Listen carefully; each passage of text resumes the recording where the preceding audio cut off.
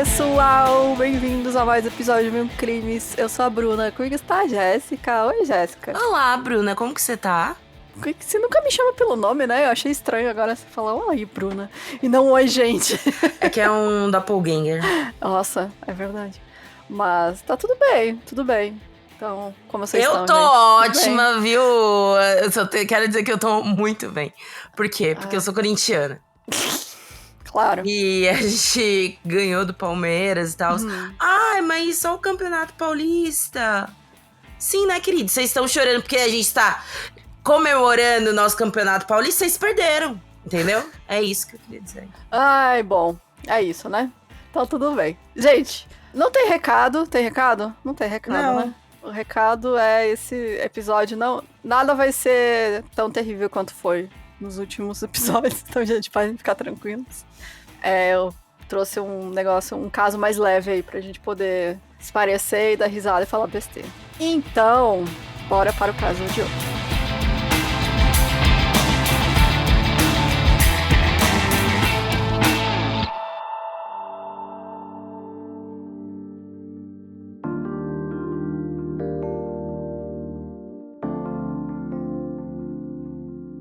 Bom, pra começar, eu ia fazer esse episódio sobre golpistas. Galera que, né, 171, golpista, passa a perna na galera.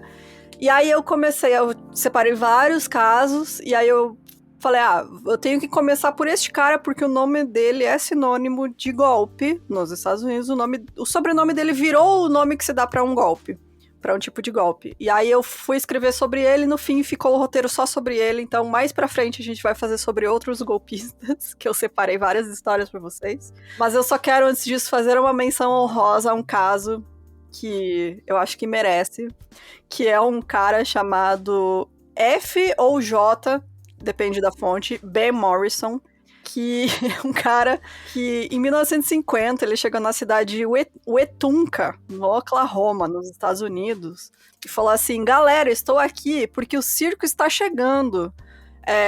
Eu estou aqui para vender espaço de publicidade aí, olha só as lojas de vocês, vai poder botar lá os negócios, né, da loja de vocês no circo. Olha que negócio, né, cara? Puta negócio, você pode anunciar no circo, as pessoas vão lá ver o palhaço e tal, a tua empresa ali atrás, a logo e tal, olha que bonito. E circo naquela época era... Poxa, uma atração, né, cidade pequena, não tinha nada pra fazer, todo mundo ia aí no circo, na região inteira, né.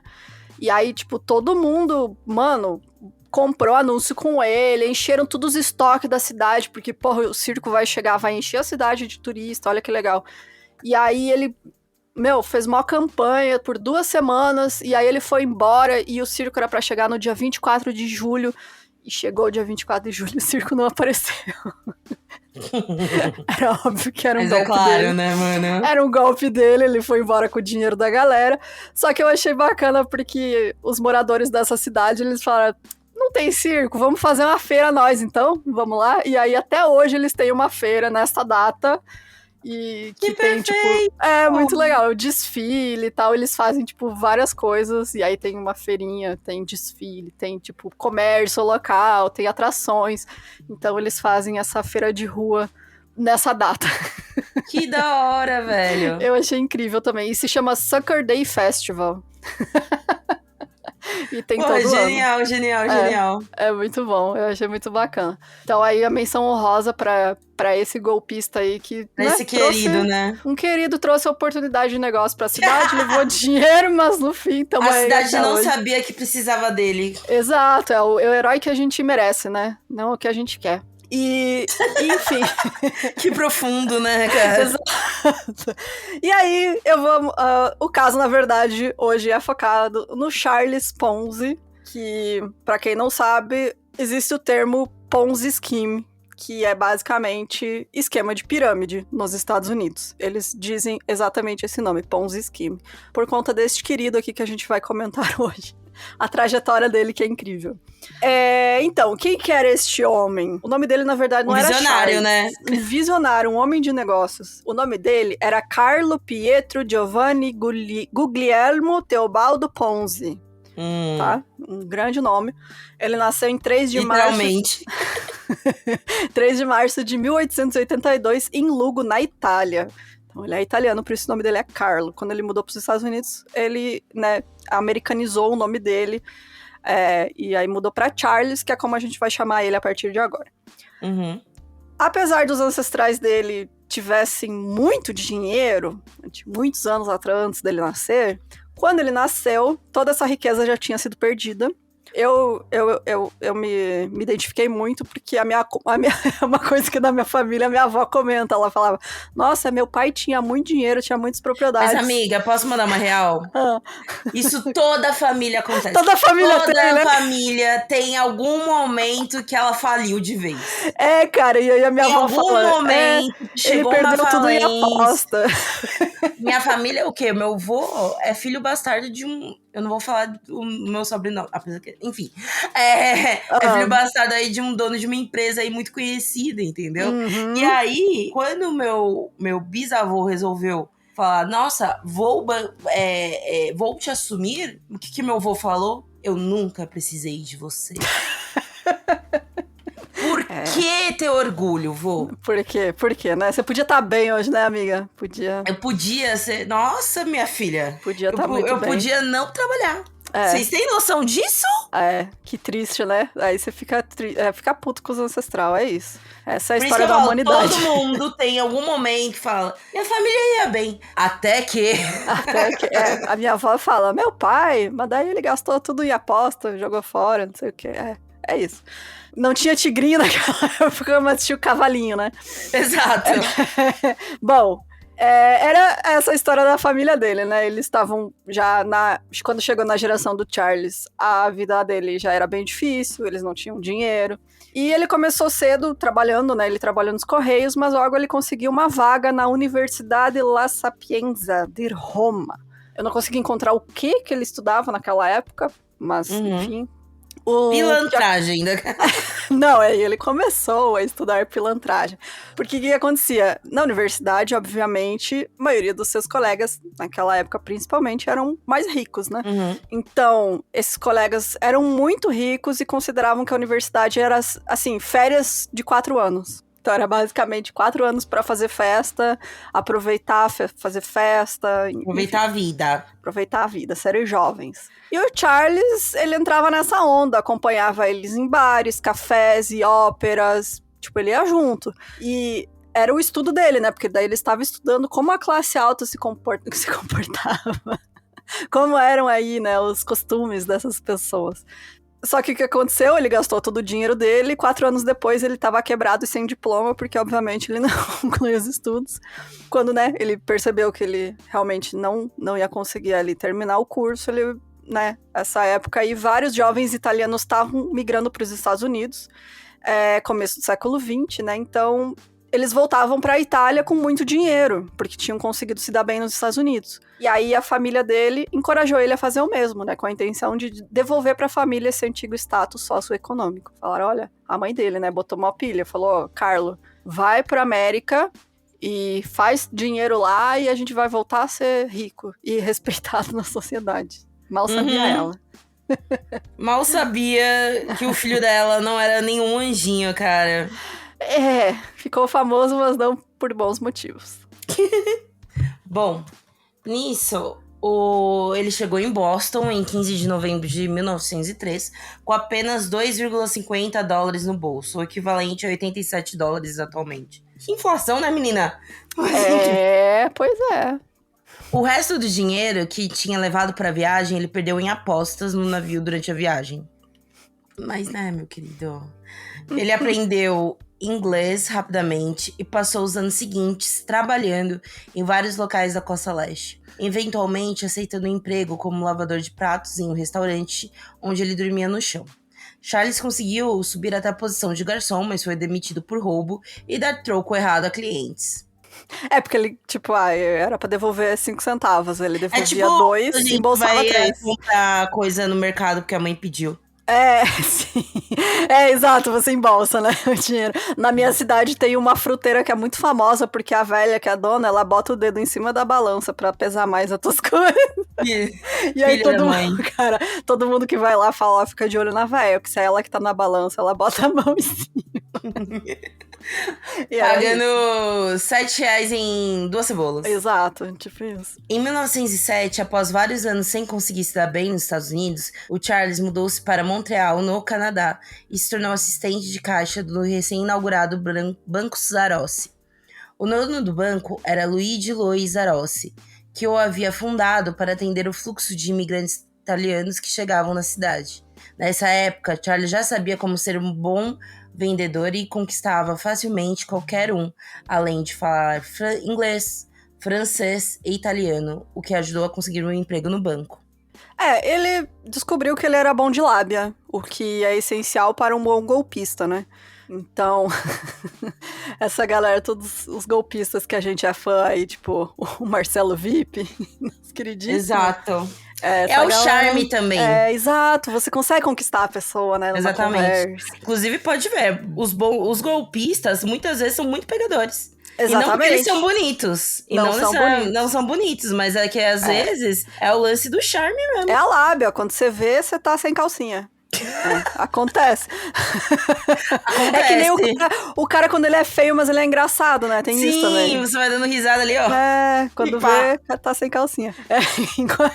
Enquanto ele tava trabalhando lá, o Charles, nesse banco, né? Ele viu pela primeira vez o que era, né? O esquema roubar do Pedro para pagar o Paulo, que eu acho muito bom essa expressão também, que mais tarde seria renomeado em homenagem a ele, chamado de esquema Ponzi, né, Ponzi Scheme, e no Brasil conhecemos como o bom e velho esquema de pirâmide.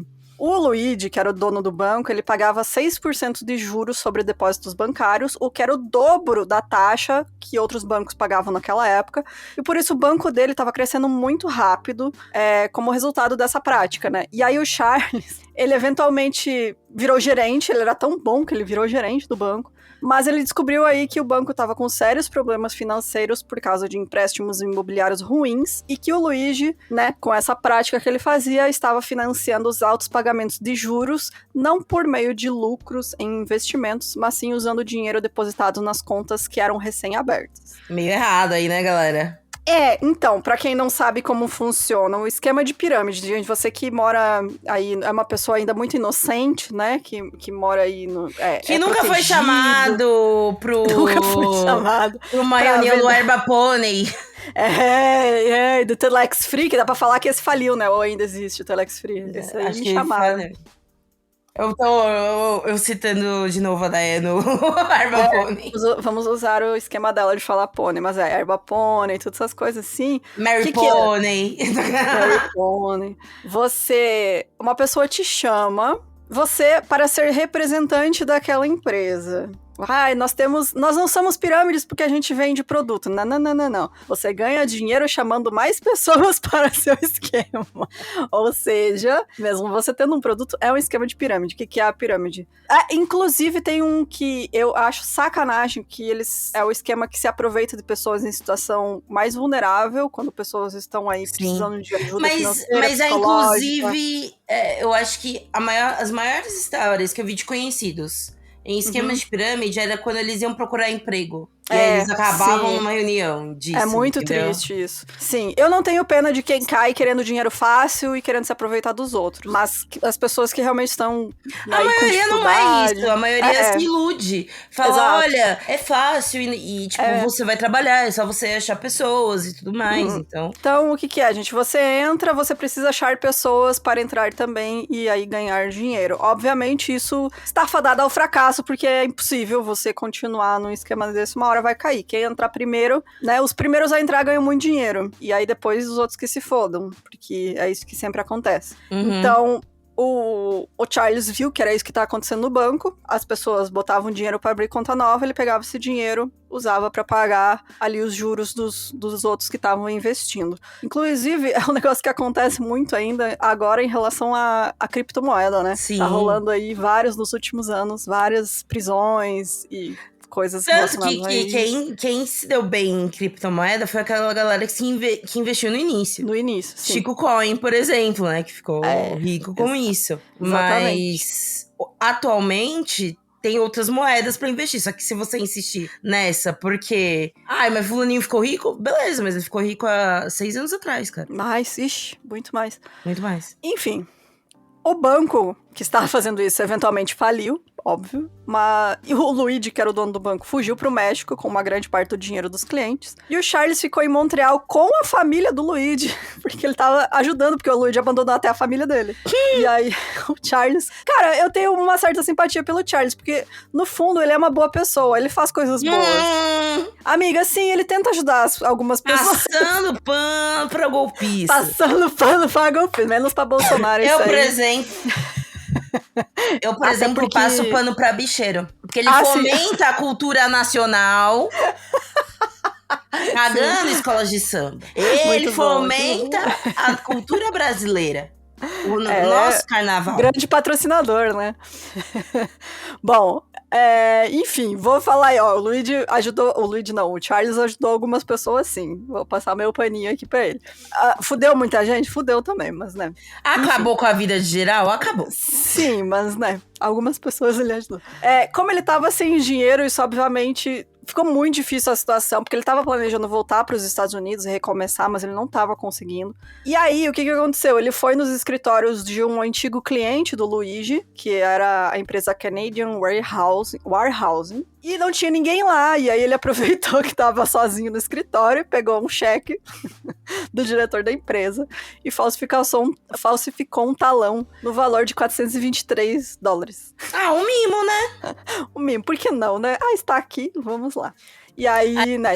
Hoje em dia a gente perdeu muito sem o talão de cheque, né, cara? Cara, sim. Porque antigamente era tanto golpe, gente, por causa do talão de cheque, vocês não têm noção. Muito. O meu pai, que tinha a padaria, né, que era do pai dele, acabou fechando depois. Eu lembro de quando fechou a padaria, meu pai tinha uma caixa gigante de madeira só de cheque sem fundo.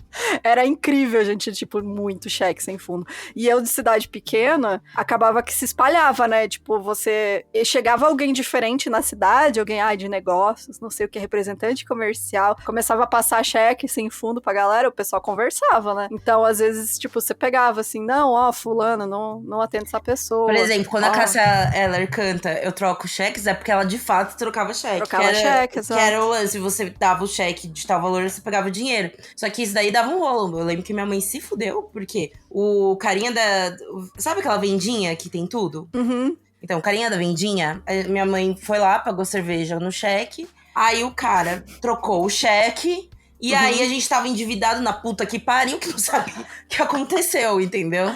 Aham. Porque é isso, quando ela, tipo, trocar cheques, vender cheque. Gente, dava um rolo. Porque no Brasil você vendia meio que o nome da pessoa junto, entendeu? E no Brasil tinha essa prática também, né, de você, o cheque, mas, segura por uns 10 dias, que daí vai ter dinheiro na conta. E tinha, tipo, todo mundo fazia isso, né, cara, que é um negócio absurdo você parar pra pensar hoje em dia. Não, mas você chegava na loja assim, quando que pode descontar? Exato, daí anotava atrás do cheque, né, tipo, não, esse aqui descontar dia tal. Acontecia isso. Mas, bom, né, o Charles foi lá, fez esse cheque falsificado. Ele, né, acabou sendo confrontado pela polícia, que percebeu, né, as grandes despesas que ele estava tendo depois desse cheque ser descontado. E aí, logo que a polícia chegou, ele ergueu as mãos e falou, sou culpado, pode me levar. Ele nem protestou. Ele cumpriu uma sentença de prisão de 3 anos, e durante esse tempo, ele enviou cartas para a mãe dele, dizendo que tinha conseguido um trabalho de assistente na penitenciária, porque as cartas iam com o endereço da prisão, Meu Deus, não acredito! E ele não queria que a mãe dele soubesse que ele estava preso. Mas a mãe tem que ser muito trouxa mesmo. E cara, a mãe dele lá na Itália, velhinha já, você acha que ela, tipo, nossa, olha que orgulho, meu filho está ali, assistente da prisão, olha só. Mas é isso. Ele mandava a carta pra ela não descobrir, ele dizia que ele era assistente. Após sua liberação em 1911, o Charles decidiu retornar aos Estados Unidos, mas no caminho ele se envolveu com um esquema de contrabandear imigrantes ilegais italianos através de sua fronteira. Ele era um coiote da época. Eu acho engraçado que é tipo, ele queria voltar, né? E aí, tipo, ele, olha só, uma oportunidade aqui de cometer mais um crime. Sim. Ele foi pego e passou 2 anos na prisão de Atlanta. Após a liberação de sua segunda prisão, ele voltou para Boston. Enquanto trabalhava em um campo de mineração como enfermeiro, ele teve a ideia de ir para outro campo de mineração e iniciar uma empresa de serviços públicos que forneceria água e energia e vender seu estoque. Durante esse tempo, uma colega enfermeira chamada Pearl Gossett sofreu queimaduras graves em um acidente.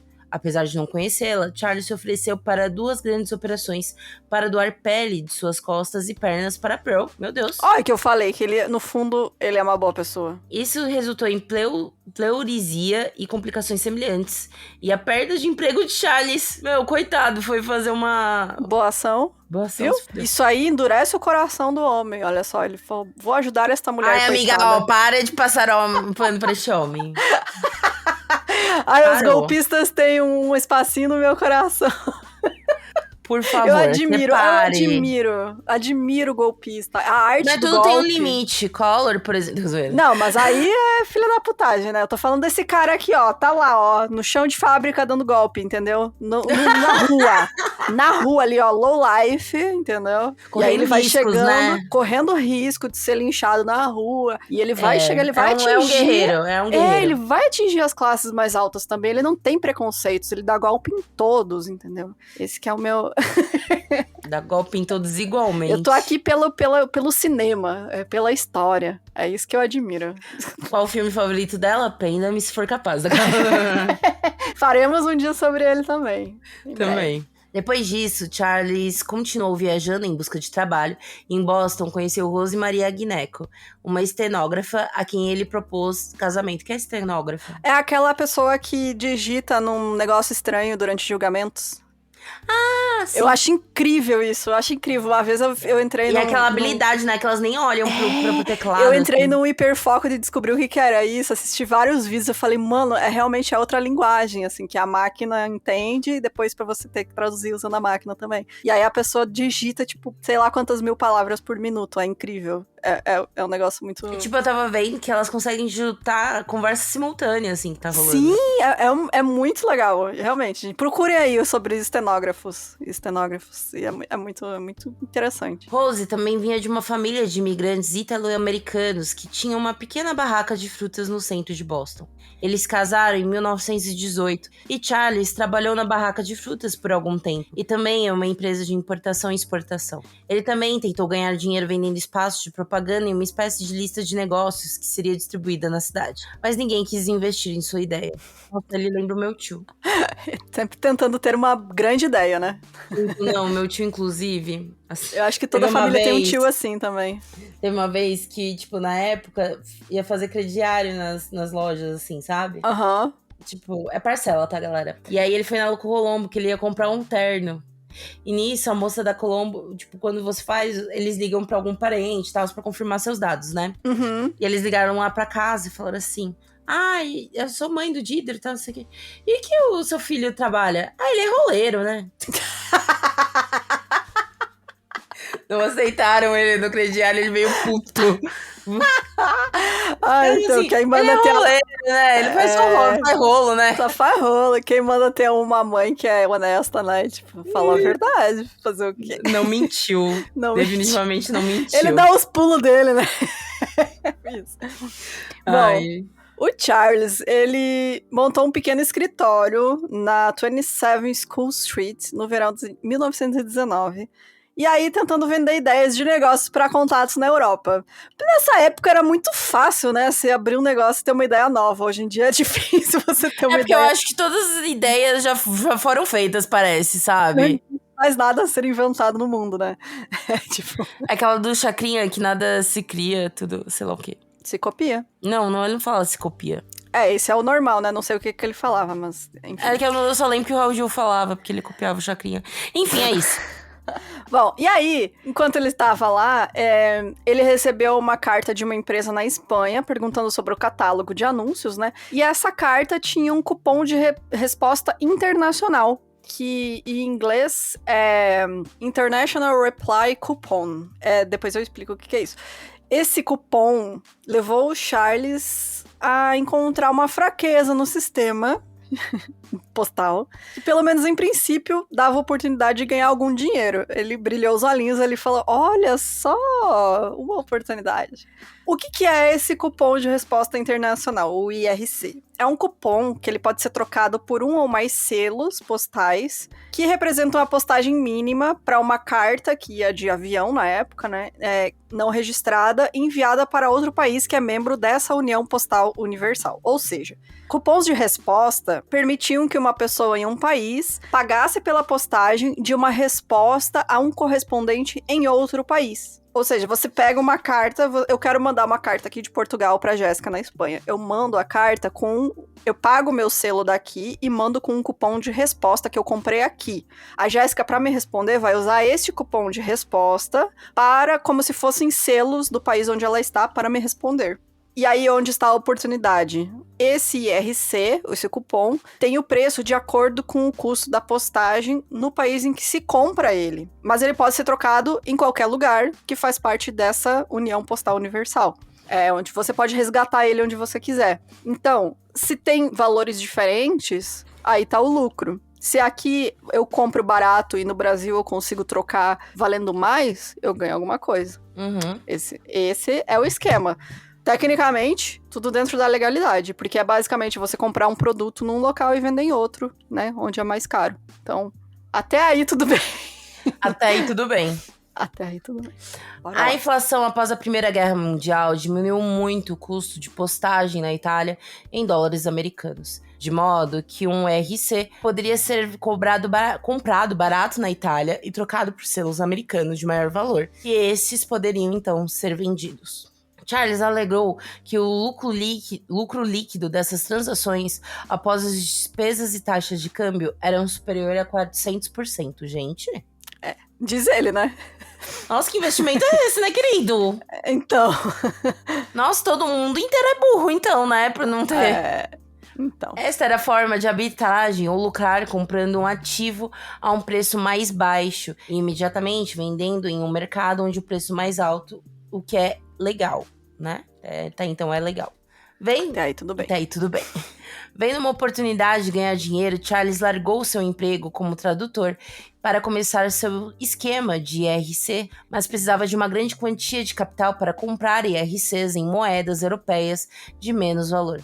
Primeiro, ele tentou pedir dinheiro emprestado a vários bancos, mas eles não estavam convencidos do seu negócio e se recusaram a emprestar dinheiro.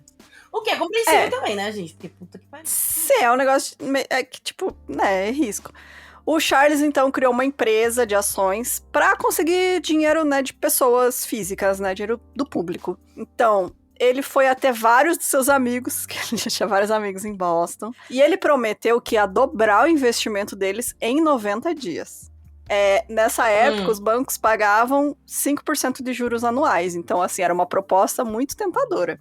Os grandes retornos dos cupons, pães e pães, né?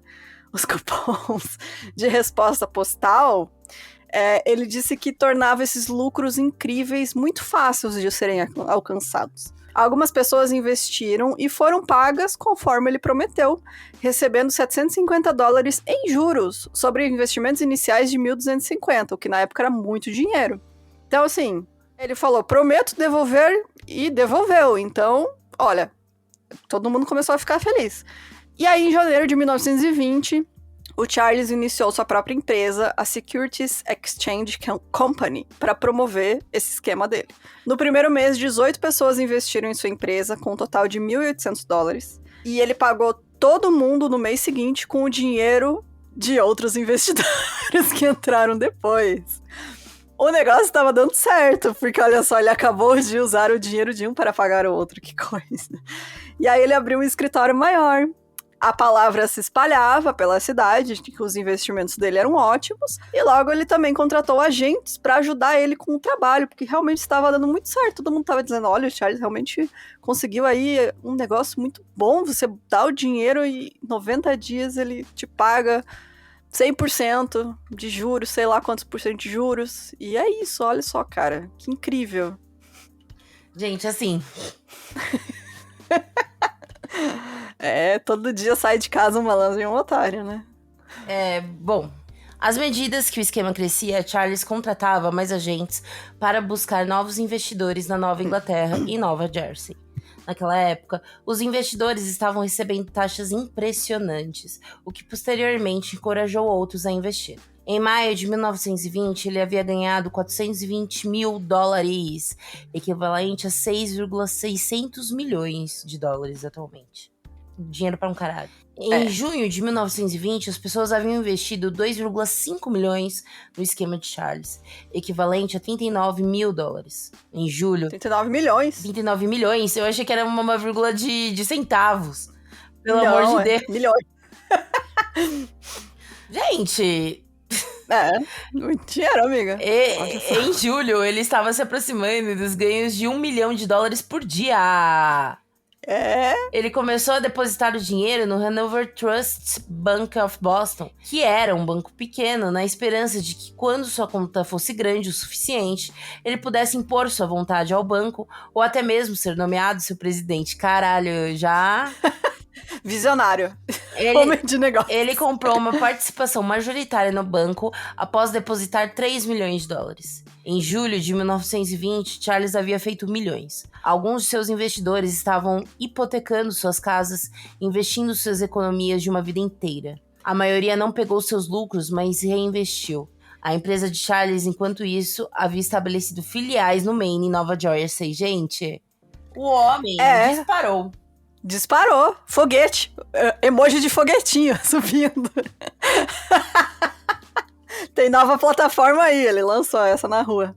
Chegou nova plataforma. Está pagando muito. É o tigrinho do Charles. Bom... Embora a empresa tivesse trazendo somas fantásticas, né? Incríveis, muito dinheiro cada dia, qualquer análise financeira mais simples ia mostrar que o esquema estava operando com um grande prejuízo. Só que ninguém estava fazendo análise nenhuma, as pessoas confiavam. E aí, quando ganhavam o dinheiro, elas falavam, olha, ganhei muito dinheiro. Não, mas pega aqui, já vou reinvestir esse dinheiro. Então, muita gente nem pegava esse dinheiro que ele entregava. E aí, alimentava mais a pirâmide, né? Enquanto o dinheiro continuasse fluindo, os investidores existentes poderiam ser pagos com o novo dinheiro. Esse era o único método que o Charles tinha para continuar fornecendo os retornos, já que ele não fazia nenhum esforço para gerar lucros legítimos. O negócio lá de comprar postal, foda-se, não, isso aí, a primeira hora que caiu o dinheiro de investidor novo e ele pagou o que já tinha, nem passou pela cabeça dele fazer o negócio que ele tinha proposto fazer, porque ia dar muito trabalho. Era mais fácil continuar com a pirâmide. Então, o que havia começado com imigrantes como ele, né, que eram trabalhadores investindo pouco que tinham, acabou se espalhando também para grandes empresários e alta sociedade de Boston. Então, assim, ele atingiu muita gente. Todo mundo conhecia ele na cidade, todo mundo sabia que era um bom negócio investir com ele, dar o dinheiro para ele, porque tinha retorno. Então, mesmo que você tivesse um pouquinho de dinheiro, você dava para ele. Quem tinha muito dinheiro também dava dinheiro para ele. Então, foi assim, um negócio absurdo. Cerca de 75% das pessoas empregadas nas forças policiais da cidade tinham dinheiro investido com ele. Os clientes variavam de trabalhadores de fábrica, entregadores de jornais, até bancários e herdeiros. Que eu falei, ele atingiu dos pobres aos ricos. O Charles não tinha preconceitos e fudeu com todo mundo da mesma maneira. Bom, embora o Charles ainda estivesse pagando os investidores, principalmente com o dinheiro de investidores subsequentes, gente, ele ainda não havia descoberto uma maneira de realmente trocar os IRCs para dinheiro. Tava tudo na teoria, ficou lá no começo. Ele também percebeu depois que trocar os cupons para dinheiro era logisticamente impossível. Por exemplo, para 18 investidores iniciais de janeiro de 1920, com investimento de 1.800, né, dólares, seriam necessários 53 mil cupons postais para realmente ter o lucro. Para 15 mil investidores subsequentes que Charles teve, ele teria que encher navios do tamanho do Titanic, com cupons postais apenas para trazê-los da Europa para os Estados Unidos. No entanto, Charles descobriu que todos os pagamentos de juros retornaram para ele, pois os investidores continuariam a investir. Ele começou a usar o dinheiro dos novos pra pagar os antigos. E aí, quando ele pagava os primeiros, a galera falava, não, eu quero investir mais. E aí ele falou, poxa, tem um negócio perfeito aqui. Pra que eu vou ir atrás de cupom? Não preciso disso, olha só. Tá dando tão certo que as pessoas estão deixando o dinheiro aqui comigo. Que beleza. Bom, a vida de Charles já era luxuosa. Ele comprou uma mansão em Massachusetts e tinha contas em vários bancos em toda a Nova Inglaterra. Ele comprou um Locomobile, o melhor carro da época. Ele havia comprado 2 passagens de primeira classe para a Itália para a lua de mel atrasada com Rose, mas decidiu trocá-las para trazer sua mãe da Itália para os Estados Unidos em uma cabine de primeira classe em um transatlântico. Ela morou com Charles e Rose por algum tempo em Lexington, mas morreu logo depois. Ai, tadinha, mas pelo menos morreu na riqueza. Morreu na riqueza, na alegria, né? No luxo que ela queria que a família voltasse a ter. Morreu sem saber que tudo era um golpe. Mas então aí essa velha morreu feliz, né, cara? Morreu alegre. morreu satisfeita ali, feliz. Bom, em 31 de julho de 1920, Charles disse ao padre Pasquale de Milla, diretor do Italian Children's Home em Jamaica Plain, que doaria $100 mil em homenagem à sua mãe. Ele também comprou uma empresa de macarrão, parte de uma empresa de vinhos, na tentativa de obter lucros que pudessem ser usados para pagar investidores seu esquema. E aí é tipo quando a gente paga um cartão de crédito com outro cartão de crédito. Isso é foda, né, mano? Aconteceu já na vida de todo pobre, entendeu? Pega o cartão pra pagar o cartão e faz empréstimo pagando o cartão. Ai, olha, uma conta paga a outra, né?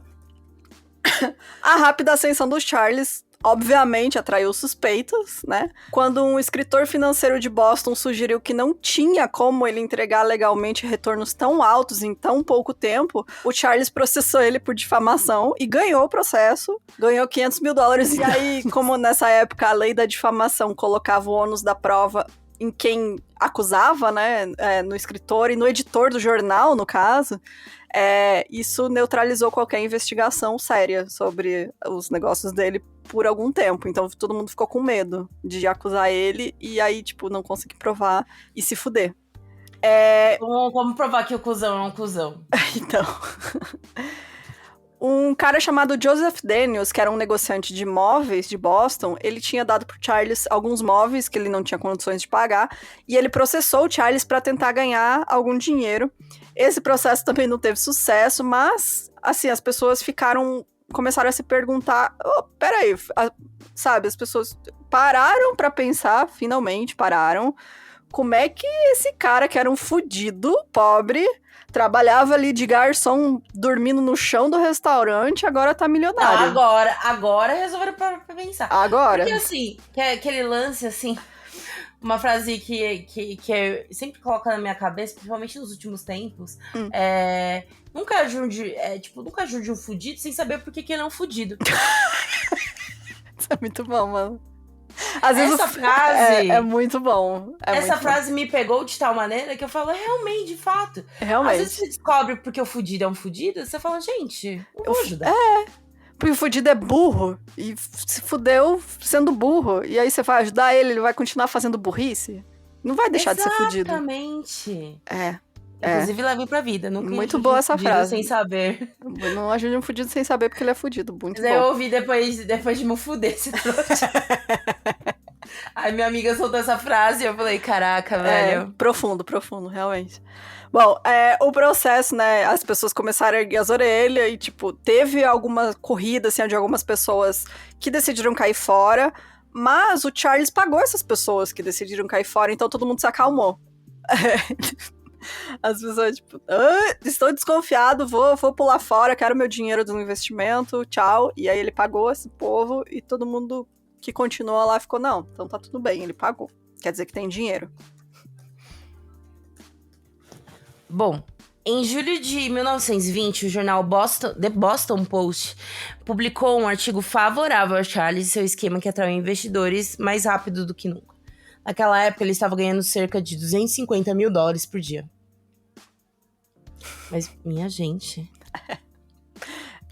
Logo abaixo desse artigo favorável, que parecia implicar que Charles estava, de fato, dando 50% de retorno sobre o investimento, após apenas 45 dias, Havia um anúncio de um banco que afirmava que eles estavam pagando 5% de retorno anualmente.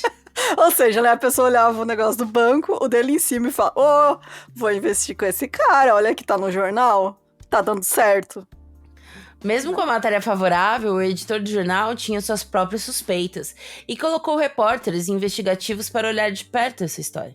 Charles também estava sob investigação das autoridades de Massachusetts. E Massachusetts é uma palavra que, mesmo se eu falar sério, tu parece que eu tô falando errado, né? Sim, é Massachusetts.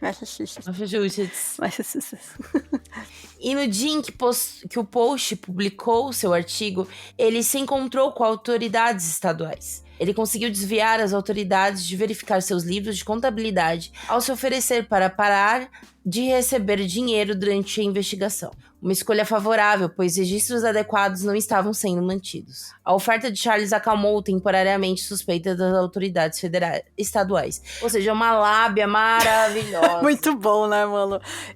Esse cara, realmente, ele convencia. Os jornalistas do Post se dedicaram bastante, mas não precisaram ter tanto trabalho assim. Se dedicaram, porque levaram só 2 dias pra fazer uma outra matéria, depois daquela favorável, né?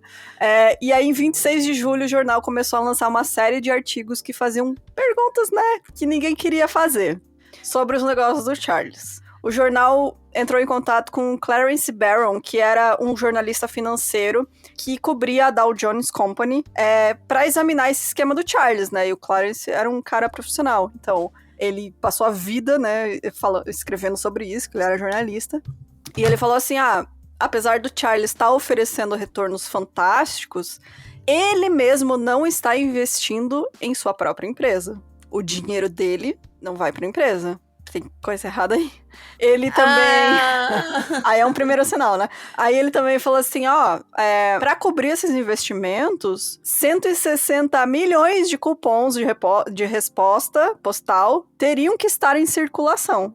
160 milhões. Aqueles navios todo carregado de cupom. Mas ele entrou em contato com o United States Post Office, né, que é os Correios dos Estados Unidos, Correio que é um órgão federal, e eles falaram, 27 mil cupons estão em circulação atualmente, muito longe de 160 milhões. Então, isso quer dizer que esses cupons não estavam sendo comprados em quantidade no país ou no exterior, senão eles estariam em circulação, ou teriam sido trocados. Ou seja, né, o dinheiro dele não estava vindo dos cupons, como ele dizia. Olha só que coisa. Bastou uma simples ligação pro correio, né? Pra alguém fazer. Que incrível, incrível. O artigo, obviamente, causou um pânico. Investidores correram para o escritório de Charles e precisou pagar 2 milhões em 3 dias para a multidão que se aglomerava em sua porta. Charles conversou com as pessoas, distribuiu café e donuts alegremente e disse a eles que não tinham nada com o que se preocupar. Muitos mudaram de ideia e deixaram dinheiro com ele. O cara é tão bacana, né? Esse cara é tão maravilhoso. Me deu um donut. Fui lá reclamar, ele me deu café e donut. Olha só como é que eu posso ficar puto com ele. 15 mil, investi todo a minha casa, né? Com a minha família, né, cara? Filho, mora eu hipotequei aqui a casa, sabe? Mas, porra. Ai, muito bom, mano. Fiquei imaginando a situação. Mas tudo isso chamou a atenção das autoridades do estado, que encomendou uma auditoria dos registros de empresa do Charles, que consistia apenas em cartões com o nome de seus investidores. O cara não tinha nenhum livro de registro. É uma organização, né? Não era aqueles cartãozinhos. Eu imagino que... Cara, na minha cabeça é um monte de guardanapo, sabe? Que ele escreveu o nome da pessoa e o quanto de dinheiro que ela deu. É isso. Charles contratou um jornalista pra tentar limpar sua barra, mas o tiro saiu pela culatra. Aí foi de uma burrice, né? Não dá pra confiar em jornalista, não. Não.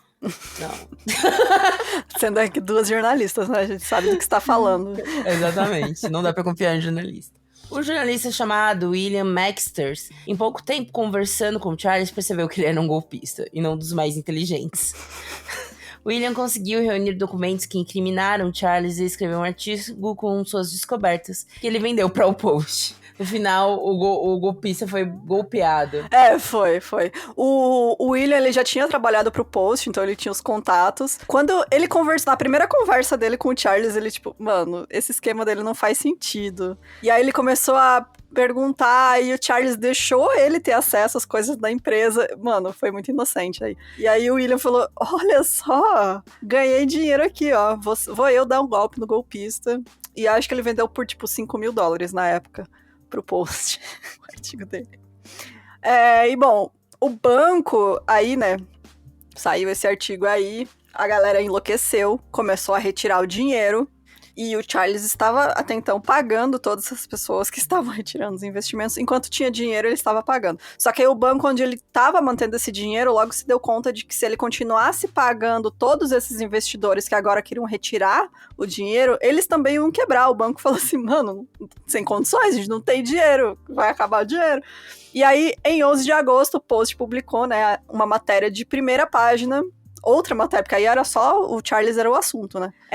E nessa matéria de primeira página, eles finalmente descobriram o passado de fraudes do Charles, porque até então ninguém tinha ido atrás da vida dele, do tempo que ele ficou preso no Canadá. Eu acho que é o básico, né? Se você vai investigar alguém, né? Como vai investir em alguém. Exato, sabe? Mano, os caras fizeram a matéria elogiando ele e não puxaram, tipo, a ficha do cara, sabe?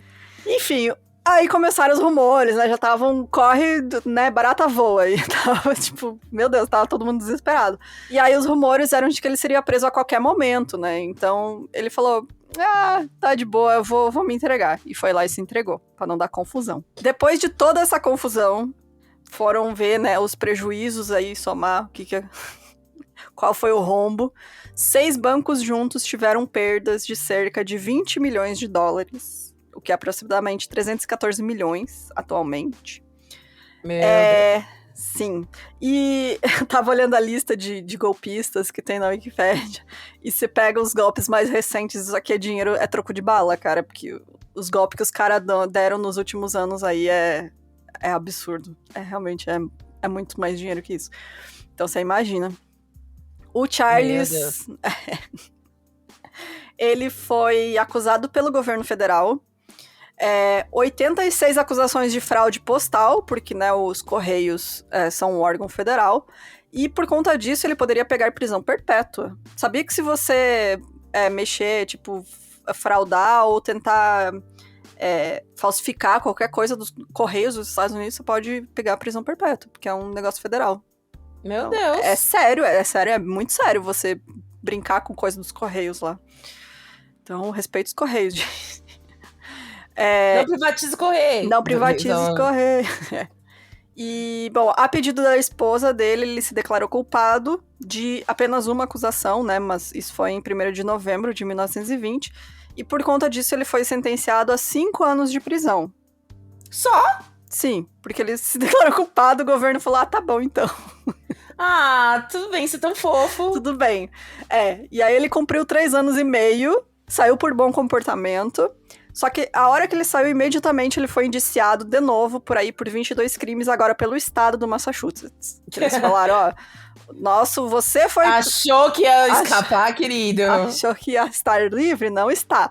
Eles falaram, não, você foi condenado... Ele até tentou entrar com um recurso e tal, ele falou, você é condenado 2 vezes, você, né, julgado 2 vezes pelo mesmo crime, e eles falaram, não, você foi julgado pelo crime federal relacionado aos Correios, a gente está te julgando por outros crimes, né, e acusações aí, outras coisas de fraude. Então, é outra coisa. Mano. É que também, né, motivo pra prender ele tinha pra caramba. Tinha. Ele não fez questão de ser descondenado também, né? Tipo, os registros do cara eram uns pedacinhos de papel escrito, sabe? Ele fazia tudo. Ele era meio burrinho um pouquinho, né? Claro que era, mano. Ele só tinha carisma. Ele não era muito inteligente, não. Ele não era um mastermind do crime. Ele era um cara que teve uma grande ideia de pirâmide. É isso. Exato. Tive uma grande ideia, né? Charles representou a si mesmo no julgamento das primeiras 10 acusações e conseguiu convencer o júri ao ponto de ser absolvido. Como eu disse, ele é burro, mas tinha um ótimo carisma. A lábia desse homem, né? Exatamente. Bom, o restante das acusações acabou em um júri empatado no segundo julgamento, e no terceiro ele foi condenado de 5 a 9 anos de prisão. Mas ele ganhou liberdade novamente em 25 após pagar uma fiança, pois ainda estava apelando sua condenação e imediatamente fugiu para a Flórida antes de cumprir sua pena. Charles abriu outro negócio, agora vendendo pedaços de terra. Terrenos. Foi vender terreno na Flórida. Estava acontecendo uma bolha imobiliária na Flórida. E Charles aproveitou a onda e prometia 200% de retorno em investimentos em apenas 6 dias. Charles, meu querido... Ô, querido, viciou, né? Ah, era Não é muito possível. fácil. Cara, é muito fácil tirar dinheiro de trouxa, né? Essa semana viralizou ali a Não pessoa... fala não, que já aconteceu, tá, cara? Não, mas eu digo, cara, pessoa que tem dinheiro... A gente é pobre porque é burro, né? Porque, assim, pessoa, às vezes, que tem dinheiro, ela quer gastar em coisa besta, né? E aí, eu vi esses dias, essa semana, o post da pessoa que foi num sushi em São Paulo e ficou 2 horas comendo em pé e pagou R$400, sabe? Pra 2 pessoas. E eu fiquei, mano... Realmente, a gente é pobre porque, né, a gente é honesto. Porque se a gente não fosse honesto, a gente estaria cobrando R$200 pra ficar em pé. Mas acontece algumas coisas. Por exemplo, quando eu era adolescente, meu primo comprou aquela pulseirinha do equilíbrio. E aí, eu acreditei. Eu falei, Quem nossa, nunca de caiu, fato. né? Quem nunca caiu num golpe, é real, é real. Sabe? Então, por isso que eu falo, a gente não ganha dinheiro porque a gente é honesto. Porque, né, essa galera não tem vergonha de dar golpe. Pra gente cair no golpe, o que acontece mesmo. Então, enfim, né? É. A vida. O Charles abriu outro negócio, né? Vendendo terras. Aí, ele prometeu esses 200%. Só que os investidores não sabiam era que os terrenos que ele vendia eram, em sua a maioria, muito pequenos. Alguns estando até mesmo embaixo da água. Você chegando assim, ai, comprei um terreno. Aí você chega, tem um rio. Aí você fala, onde tá o terreno? Embaixo do rio. Exato. Está aqui. Oxe, ora mais, onde poderia estar? Os terrenos ficavam em pântanos, onde era impossível construir qualquer coisa. Ele foi preso e condenado a cumprir 1 ano de prisão, mas conseguiu pagando uma fiança de $1.500. Ah. Mano, vender pedaço de pântano pras pessoas é incrível, realmente. Olha. E aí ele já tava pobre, será? Pobre não, assim, porque depois ele ficou mais pobre, mas ele tava ok. Ele já não era rico, óbvio, né? Porque ele teve que perder uma mansão, tudo. Mas ele já não vivia uma vida fome, de luxo, né? Mas não estava passando fome, exato. Bom, ele saiu, né? Pagou uma fiança de 1.500, só que lembrando, ele tinha fugido lá da outra condenação, porque, né? Ou seja, não tinha cumprido, não tava soltinho. Não cumpriu a pena, exato. Ele tava preso preventivo enquanto corria a apelação, e aí ele pagou a fiança, saiu e fugiu. E aí, né? Ele foi preso de novo, até a galera se ligar que ele devia estar preso lá no Massachusetts, ele fugiu. Viajou, aí ele foi pra Tampa, onde ele raspou a cabeça, deixou crescer um bigode e tentou fugir do país como tripulante de um navio mercante com destino à Itália. Mas ele não conseguiu ficar quieto e falou pra um cara, um tripulante, né, um companheiro lá do navio, o cara que tava dividindo a cabine com ele, quem ele era. Por isso que eu falo que é meio burro também, ele mesmo. Cara, Pelo amor de Deus. A notícia acabou se espalhando, chegou nos ouvidos de um xerife, né, que seguiu o navio até o último ponto de escala nos Estados Unidos, que ficava em Nova Orleans, e prendeu ele. Ele tentou apelar para o presidente dos Estados Unidos na época, que era o Calvin Coolidge, e também para o Mussolini, que estava à frente da Itália. Mas ele foi ignorado e enviado de volta para Massachusetts para cumprir sua pena. Porra, Mussolini, você tá a ponto de ser morto, entendeu? Não, mas não teve piedade. E, né, para cumprir essa pena de mais 7 anos de prisão. E, enquanto isso, os investigadores do governo estavam tentando rastrear as contas, né, diversas contas que ele tinha para descobrir quanto dinheiro ele tinha pegado e para onde tinha ido esse dinheiro, né. Ninguém nunca conseguiu descobrir nada. Evaporou tudo, só puderam concluir que milhões de dólares tinham passado. A má organização dele fez com que ninguém descobrisse. Olha aí, ó. Se nem você mesmo sabe seus movimentos, como seu inimigo vai saber? Por isso que eu sou desorganizada, entendeu? É uma estratégia. É estratégia, cara. Exatamente. Senão, eu não sei o que eu tô fazendo também. E as pessoas que não gostam de mim também não vão saber. Exato. É isso, grande estratégia. Enfim, né? Milhões de dólares passaram pela mão do Charles. Ele ganhou liberdade novamente em 1934. Imediatamente recebeu uma ordem de deportação. As pessoas estavam putíssimas com ele, queriam mandar ele de volta pra Itália. Falaram, não. Que será, hein, tão querido? Manda esse cara, a gente não quer mais ele aqui, porque, né, toda vez que ele tá solto, ele tá tentando passar a perna em alguém. Ele tentou novamente apelar pro governador do estado, mas não deu certo. E assim que saiu da prisão, ele enfrentou uma multidão enraivecida, enfim, tinha repórter, ele deu entrevista, tudo, quando ele saiu foi o auê. E em 7 de outubro daquele ano, 1934, ele deixou os Estados Unidos oficialmente. Bom, a sua esposa Rose não queria deixar sua família pra trás em Boston. E Charles nem teria meio de sustentá-la de qualquer maneira, né? Tava fudidaço. Ela ficou nos Estados Unidos e conseguiu o divórcio em 37. Ou seja, voltou ferrado e solteira. Perdeu até a mulher. Perdeu tudo, morando de aluguel na Itália. Essa é a chamada da matéria. O Charles voltou pra Itália e tentou arranjar esquemas pra ganhar dinheiro, mas não deu muito certo. Ele eventualmente conseguiu um emprego no Brasil, claro! Cara, quando chegou nessa parte da história, eu falei, mano, não é possível. Eu nunca tinha ouvido falar disso. Eu já tinha ouvido falar dele, mas, tipo, essa parte do Brasil... Não, os golpistas, eles amam isso. Que nem aquele que a gente contou a história, o que roubou... O trem pagador, né? Verdade. Uhum. Tá no nosso Inclusive, sangue, né? viveu uma vida maravilhosa aqui no Brasil. Virou celebridade. Virou celebrity. Mas, enfim... Ele conseguiu um emprego no Brasil como agente da companhia aérea do governo italiano Ala Littoria. A empresa teve suas operações no Brasil encerradas durante a Segunda Guerra Mundial, quando o Brasil tomou partido ao lado dos aliados. Nessa época, Charles escreveu uma autobiografia, assim como todo bom golpista. Ele tem uma grande história para contar. Claro, né?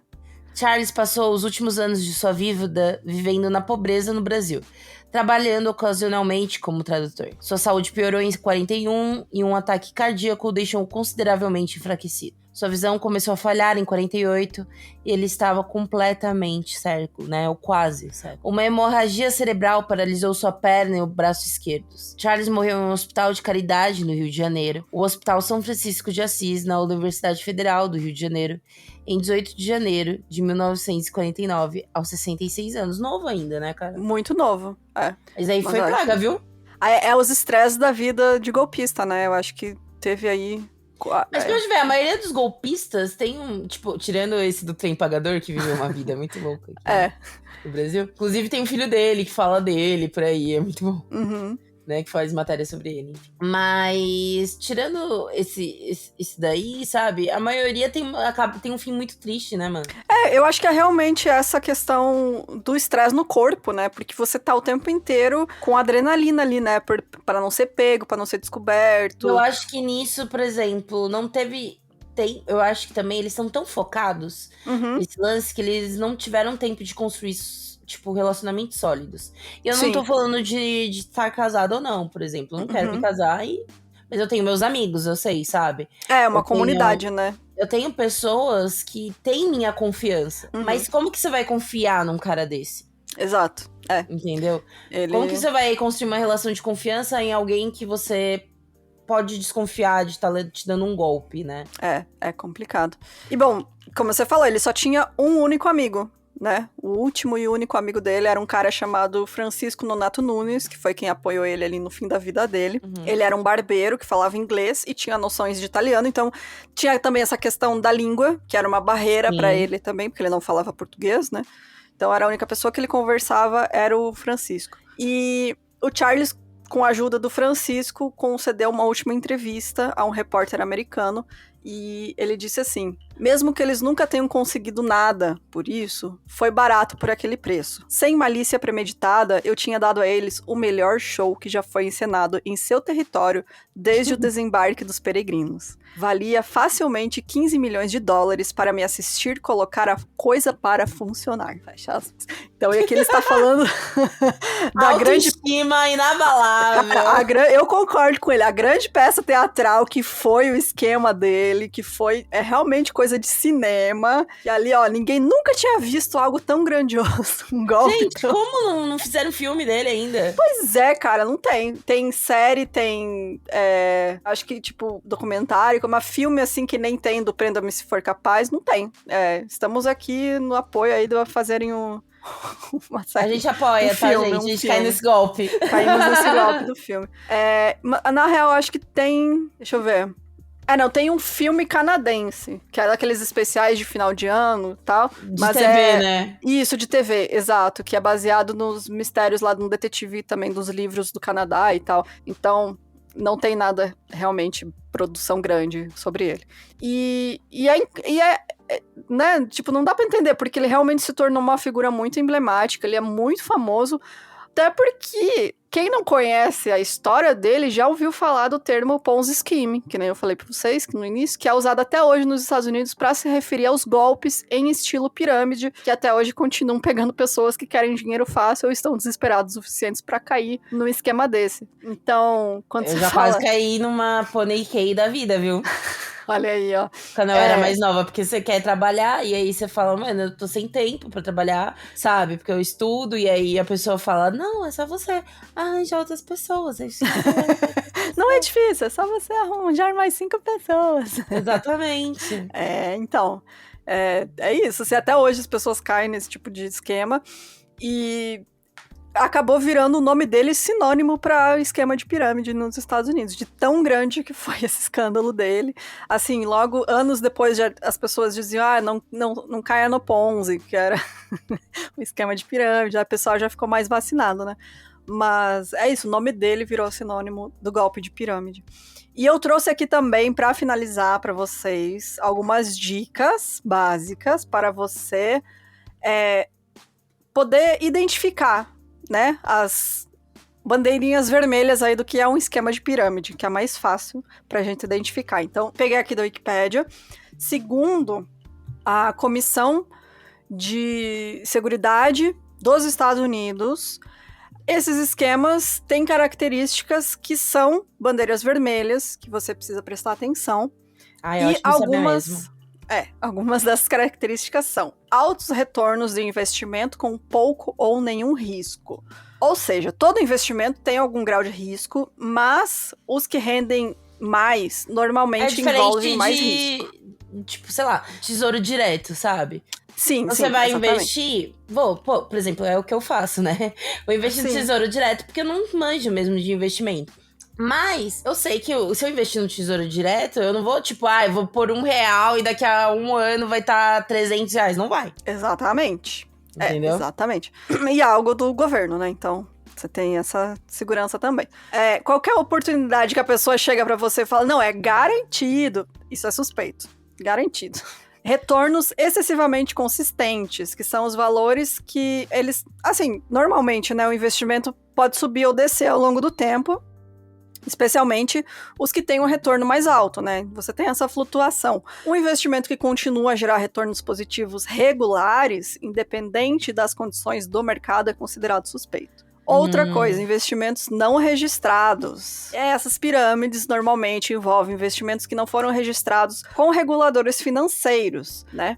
Que são órgãos que regulamentam essas coisas. Então, esses registros são importantes porque fornecem aos investidores acesso a informações sobre a gestão, produtos, serviços e finanças da empresa. Outra coisa, vendedores não licenciados. Isso em relação nos Estados Unidos, né? Porque valores imobiliários, né, exigem que eles tenham licença ou sejam registrados. Então, a maioria das pessoas que têm envolvimento com esquema de pirâmide são empresas não registradas. Outra coisa, estratégias secretas ou complexas, que são investimentos que não podem ser compreendidos ou sobre os quais nenhuma informação completa pode ser encontrada. Aquela coisa que é muito bom pra ser verdade, né? Então, tipo, o cara te explica e você não consegue entender, tem alguma coisa aí.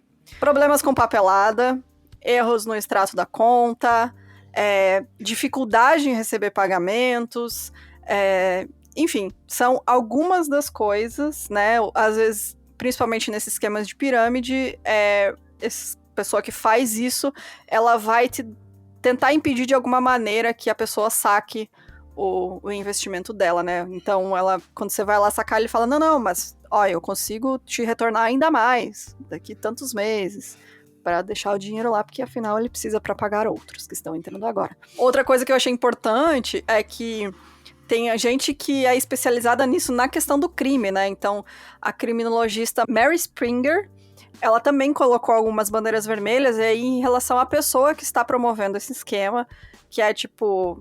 a pessoa é muito agressiva no pitch dela, né? No jeito que ela vai te vender o negócio. Ela te faz muita pressão. Você não consegue determinar quais são esses investimentos que você aceitou fazer. O contato inicial é uma ligação que não é tão pessoal. Ou, enfim, anúncio numa rádio. Sabe? Propaganda, no influencer. E os clientes também, ela fala que às vezes pedem pra escrever. Isso nos Estados Unidos, porque aqui a gente já não usa mais cheque, né? No Brasil. Que você tem que escrever o cheque com um nome diferente. Enfim. E é isso, assim. São coisas que você acaba, quando está numa situação ali, né, de desespero, de tentar ganhar dinheiro, ou que você está numa situação de gula, né, Como é que fala? Como é que é o negócio relacionado a dinheiro? Chega a me fugir a palavra. Mas, enfim, você cresceu o olho ali com um investimento tão bom que você acaba deixando passar coisas que seriam óbvias, né, se você parar pra olhar que tem alguma coisa errada. E aquela coisa também, tipo, a pessoa fala, ai, mano... Mas fulaninho, ele é um ótimo investidor, ele investiu horrores. Normalmente, quem é investidor de verdade, gente, eles pesquisam muito. Sim, e a pessoa vive disso. A pessoa vive disso, ou a pessoa pesquisa muito, sabe? Passa o tempo inteiro cuidando dos investimentos que ela tem. É um trabalho. Fica pesquisando as notícias sobre o mercado X, o mercado Y, sim, sabe? Não é... Exatamente. Fala com o seu gerente do banco, tá, gente? Fala com o seu gerente do banco, exato. Mas é isso, né? É um negócio que realmente é muito fácil hoje em dia você passar uma imagem de que você é bem sucedido, né? Porra, então sim. Muita gente acaba se deslumbrando com influencers, principalmente.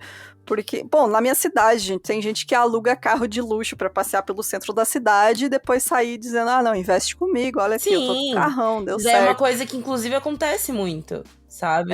Você fala, meu Deus, ele comprou um negócio. Gente, existe até aluguel de roupa, pelo menos em São Paulo, você consegue alugar uma roupa da Prada, por exemplo. Cara, as pessoas alugam mansão pra gravar conteúdo. Sim. E o lance é assim, tipo, não, é pra gravar um conteúdo X, não, é pra gravar golpe, gente.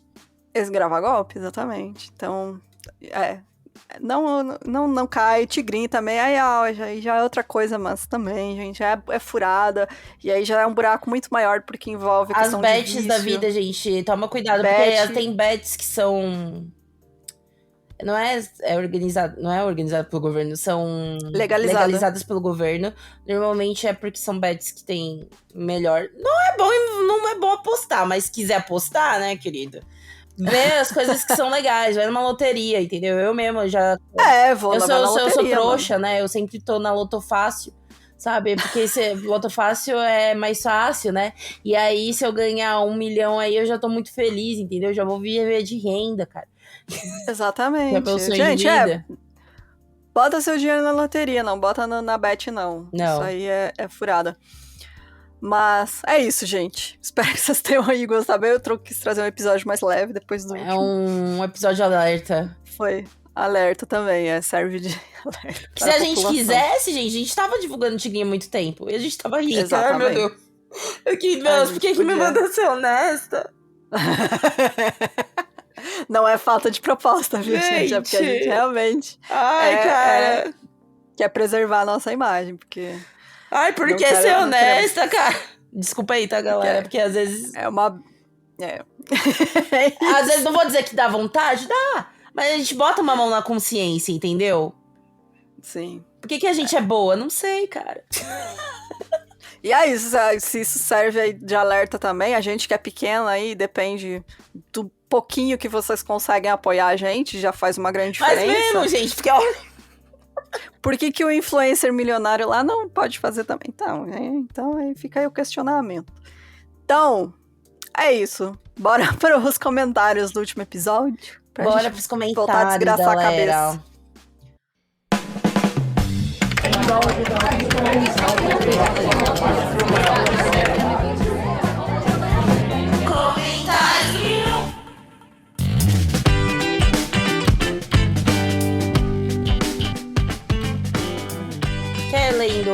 fazer o contrário hoje? Quer ler os Spotifys? Pode ser. Eu vou, inclusive, ir no YouTube, que tem gente comentando lá também. Sim, obrigada, gente. A todo mundo que está comentando e assistindo por lá também. Tá, vou começar aqui no Insta. Falando assim.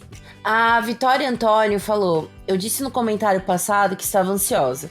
Mano, eu não me sentia tão mal com o caso desde Silva Likens e a Junco. Eu, como historiadora, já li relatórios de crimes da época da ditadura extremamente pesados. Principalmente aquelas operações que ocorriam nas comunidades indígenas. E esse caso é realmente equiparado. Estou genuinamente no chão, não consigo imaginar o nível de dor física e mental dessas vítimas. Mesmo sendo horrível em todos os sentidos, é importante que casos como esse sejam divulgados como forma de alerta e prevenção. A história que não é conhecida ou que é banalizada tende a se repetir, muitas vezes de forma pior.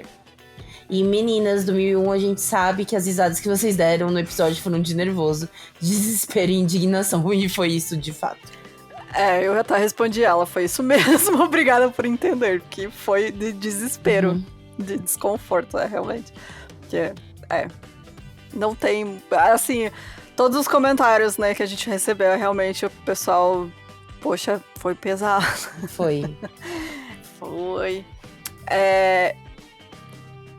Bom, deixa eu ver, a Amanda comentou no Spotify: fui inventar de assistir este episódio enquanto lavava a louça.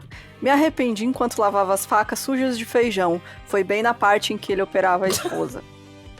Acompanho vocês há um tempão e acho que esse caso foi um dos mais chocantes e impactantes, no quanto a crueldade humana não tem limites. De todos que vocês já fizeram, esse foi o pior. Um abraço, gurias. Apesar dos casos horríveis, me divirto com a leveza e brincadeira que vocês transmitem nos episódios. Sinto como se fôssemos amigas. Obrigada! Mas é um rolê, é que eu acho também que tem muitos casos que se passam equivalentes de pesado, né? Esse não é o caso mais pesado de todos os tempos, mas é que nesse se fazia mais necessário explicar o que rolou também, né? Sim, exato. Tem casos, gente, aqui que são casos horrorosos, tenebrosos, que a gente não fala o que rolou, né? Mas nesse caso, a gente precisava falar o que rolou pra entender direito a história, né? E tem casos que não se faz necessário mesmo, né? Esse realmente era pra realmente vocês sentirem o nível, né, de perversão da pessoa, assim, e tudo de horrível. Precisa falar, não, ele foi uma pessoa horrível que torturou seus seguidores. Tipo, cara, não ia ter o mesmo impacto, sabe? A gente precisa realmente até em respeito a essas vítimas, né, porque elas também fazem questão de, né, as que conseguiram fugir, as que conseguiram largar a mão dele. Guerreiros, gente. Elas, né, fazem questão de contar essa história também. Sim.